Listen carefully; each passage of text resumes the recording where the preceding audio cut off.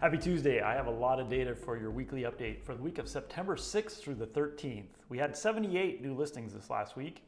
18 homes came back on the market, 115 price reductions, and 10 price increases. We actually had 10 contingent sales this last week, 146 pending sales, 44 of those were on the market for 7 days or less, 22 for 8 to 15 days, 25 for 16 to 30 days, 16 for 31 to 45 days, and 39 were on the market for more than 45 days.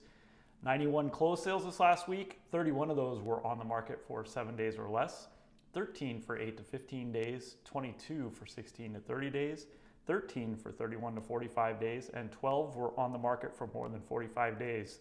55 of the closed sales sold for less than 100% of their original list price, 13 sold at 100%, and 23 sold above asking.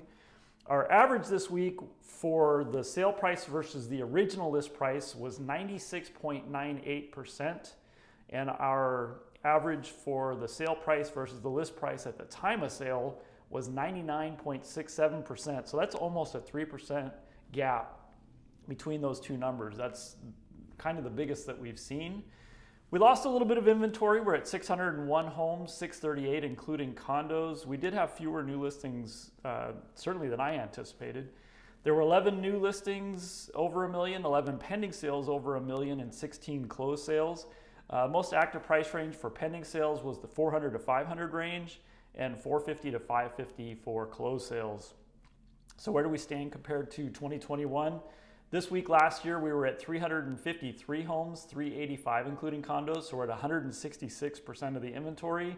There were 117 new listings this week last year, so we're at 67%. 154 pending sales, so we're actually at 95%, and 124 closed sales, so we're at 73%. As you know, the Northwest Multiple Listing Service comes out with their monthly statistics for the previous month, and so the numbers are in for August of 2022, and what we saw was that new residential and condominium listings in August of 22 were below the levels of August 21. Year to date, Kitsap and Mason are still ahead for total number of listings, new listings from 2022 versus 2021.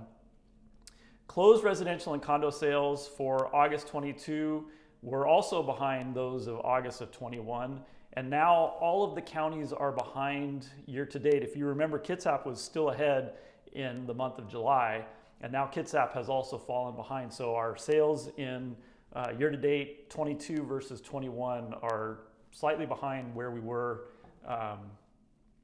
last year, but all of the median prices have still gone up. So in King County for August, they had 71% the number of sales.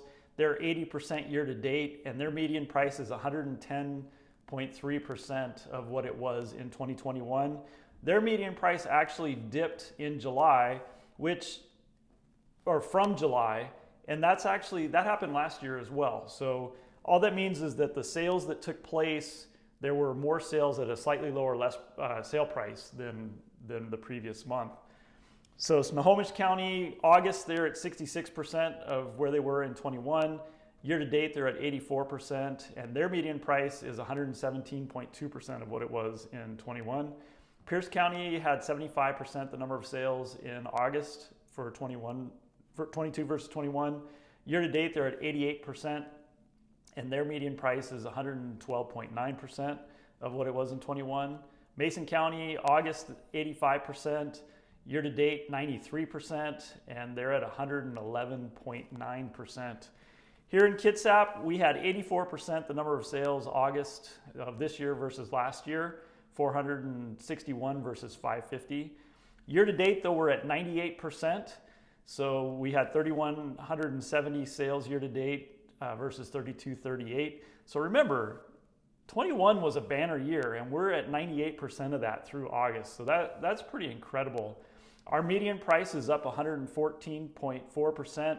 We are at $548,877 versus $479,975.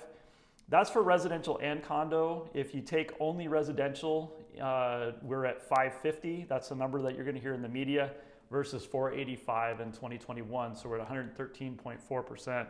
So our median price actually stayed flat from July to August. We're basically exactly where we were.